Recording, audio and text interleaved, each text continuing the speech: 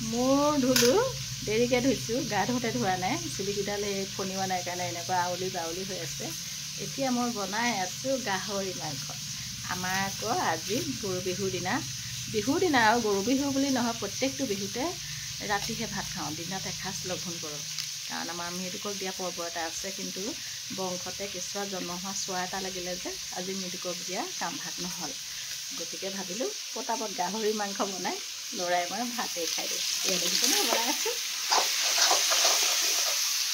আৰু বনাম নৰসিংহৰ চাটনি। আৰু ল'ৰাই আনিলে বিলাহী, বোলে বিলাহী নিদিলে হেনো মাংস খাই ভাল নালাগিব। গতিকে এতিয়া এইকেইটা বিলাহী আনি দিছে, গতিকে পটাপট বনাই লওঁ আৰু খাওঁ।